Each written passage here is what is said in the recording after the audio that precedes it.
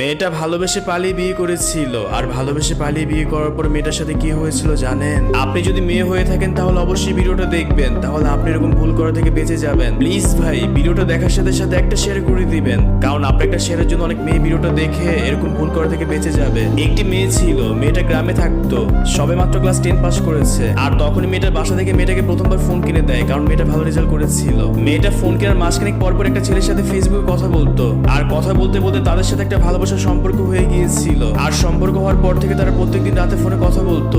একদিন মেয়েটা যখন রাত জেগে তার বয়ফ্রেন্ডের সাথে কথা বলছিল, ওরকম সময় মেয়েটার বাবার ঘুম ভেঙে যায়। আর তখনই মেয়েটার বাবা ওয়াশরুমে যাচ্ছিল, আর যখনই মেয়েটার বাবা মেয়েটার দরজার সামনে গেল, তখনই মেয়েটার বাবা শুনতে পেলো তার মেয়ে জানি কার সাথে ফোনে কথা বলছে। আর তখন মেয়েটার বাবা মেয়েটার কথা শুনে বুঝতেই পারলো তার মেয়ে কারোর সাথে সম্পর্ক জড়িয়েছে। এরপর মেয়েটার বাবা জোরে জোরে দরজা নক করে বলছে, এই দরজা খোল, তুই কার সাথে এত রাতে ফোনে কথা বলছিস? আর তখন মেয়েটার বাবার কথা শুনে ভয় পেয়ে গেল, আর মেয়েটা ভয় পেয়ে সাথে সাথে কলটা কেটে দিল। আর এরপর